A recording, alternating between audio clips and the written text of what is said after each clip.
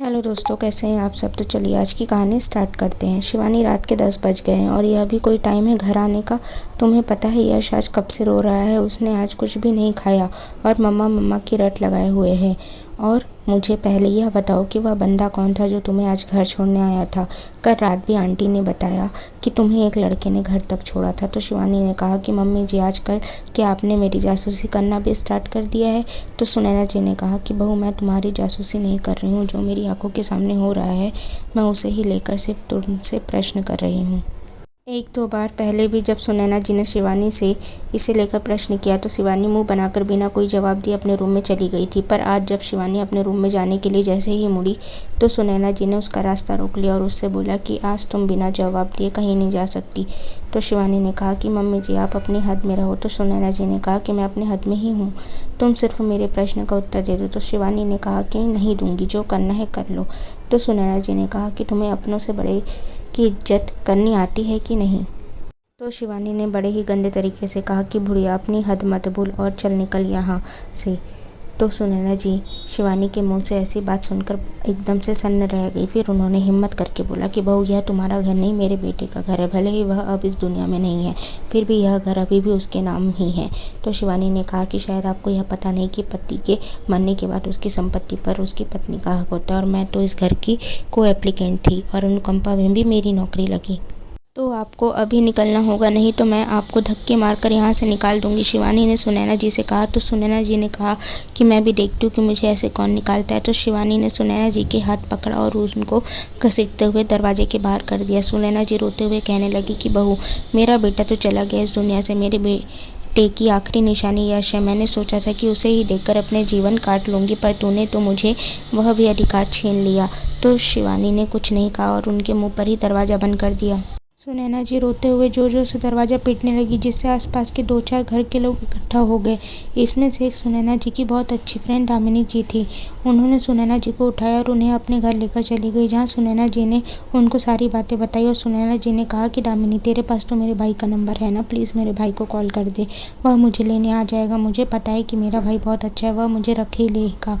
तो दामिनी जी ने कहा कि बहन, मैं तेरे भाई को कॉल कल करूँगी, अभी मैं कॉल करूँगी तो उसकी तो रातों की नींद ही उड़ जाएगी। यह रात काटे नहीं कट रही थी। सुनैना जी अतीत की यादों में खो गई, जहाँ उनकी शादी एक संयुक्त परिवार में हुई थी। वह उस घर की मंझली बहू थी। पति की शादी के 6 साल बाद ही देहांत हो गया। बेटा रवि 3 साल का ही था तब। कुछ सालों बाद सास ससुर की मृत्यु होने के बाद दोनों भाइयों ने जालसाजी करके उन्हें उनके पति की प्रॉपर्टी के हिस्से से अलग कर दिया था। अपने भाई की मदद से उन्होंने अपने मायके के घर के पास ही एक घर किराए पर ले लिया।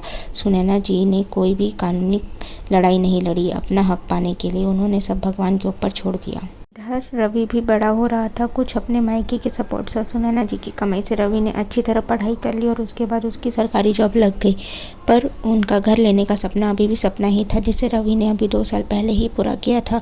रवि ने बहुत कहा कि माँ, यह घर मैं तेरे नाम ले लेता हूँ, पर सुनैना जी ने मना कर दिया कि बेटा, आज मैं हूँ, कल नहीं रहूँगी तो फिर बाद में नाम ट्रांसफ़र करवाने में पैसे भी खर्च होंगे और टाइम भी जाता है। तो इससे अच्छा है कि यह घर तू अपने नाम पर ही ले ले।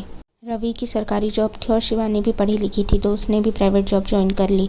तो को एप्लीकेंट में शिवानी का नाम बहुत ही आसान तरीके से जुड़ गया। पर एक दिन ऑफिस से आते हुए एक ट्रक ने रवि की बाइक को जोरदार टक्कर मार दिया, जिससे मौके पर ही उसकी मौत हो गई। रवि की मौत के 6 महीने बाद ही शिवानी की अनुकंपा में नौकरी लग गई। जॉब के शुरुआती दिन में तो सब सही था, पर अभी 3-4 महीनों से शिवानी का व्यवहार सुनैना जी की तरफ बदल सा गया था।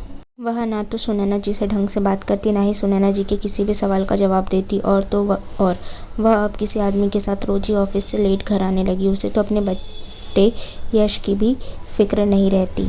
घर पर भी वह घंटों फ़ोन पर लगे रहती। उसे यह भी होश नहीं रहता कि यश ने कुछ खाया है या यश आज स्कूल गया कि नहीं। उसका हर एक काम सुनैना जी ही करती। सुनैना जी को तो अपने पोते यश का सोच सोच के और रोना आ रहा था। किसी तरह रात कटी और सूरज की पहली किरण जैसे ही सुनैना जी को दिखाई दी, उन्होंने तुरंत पड़ोसी को कहकर अपने भाई को फ़ोन लगाया। सुनैना जी के भाई को जैसे ही यह सब पता चला, वह तुरंत दौड़कर सुनैना जी के पास आए और उन्हें अपने घर ले गए, जहां उनके भाई की बेटी रंजना एक जानी मानी वकील थी। जैसे ही उसे ये सब पता चला तो उसने तुरंत बोला कि बुआ, आपकी बहू को कोई हक नहीं है कि वह आपको ऐसे आपके बेटे के घर से निकाल दे, यह सब कानून के खिलाफ है। तो सुनैना जी ने कहा कि बेटा मुझे कुछ नहीं करना, मैं अब अपना जीवन शांति से जीना चाहती हूँ। तो रंजना ने कहा कि बुआ ऐसे शांत बैठने से कुछ नहीं होगा, आपको शिवानी के खिलाफ केस दर्ज करना ही होगा, आगे की प्रक्रिया मैं देख लूँगी। सुनैना जी ने कोर्ट में शिवानी के खिलाफ केस दर्ज कर दिया, जहां शिवानी ने भी अपना केस जीतने के लिए अच्छे वकील को हायर किया। करीब 1 साल की कोर्ट की लड़ाई के बाद सुनैना जी को उनके बेटे रवि के घर में नीचे वाला हिस्सा मिल गया, जहां उन्होंने शाम को बच्चों को ट्यूशन पढ़ाना शुरू कर दिया और सुबह वह सिलाई का काम करती, जिससे उनका खर्चा बहुत अच्छे से चलने लगा। इधर शिवानी जिस आदमी के साथ थी, उसने उसे अपने प्यार के जाल में फंसाकर उससे खूब पैसे ऐंठे और उसका जेवर लेकर भाग गया। पर शिवानी ने इसकी रिपोर्ट नहीं करवाई, क्योंकि वो जानती थी कि अगर उसने रिपोर्ट कराई तो उसकी कितनी बदनामी होगी। इस घटना के बाद शिवानी ने सुनैना जी के पैरों में गिरकर माफ़ी मांगी, पर उन्होंने उसे माफ़ नहीं किया। पर उन्होंने अपने पोते यश को फिर से अपना लिया और उससे फिर से वैसे ही प्यार करने लगी, उसका फिर से वैसे ही ध्यान रखने लगी जैसे वह उसका पहले रखती थी। सो दोस्तों, अगर आपको यह कहानी पसंद आए तो प्लीज़ इस कहानी को लाइक करें, शेयर करें एंड चैनल को सब्सक्राइब करें। Thank you for watching. Thank you.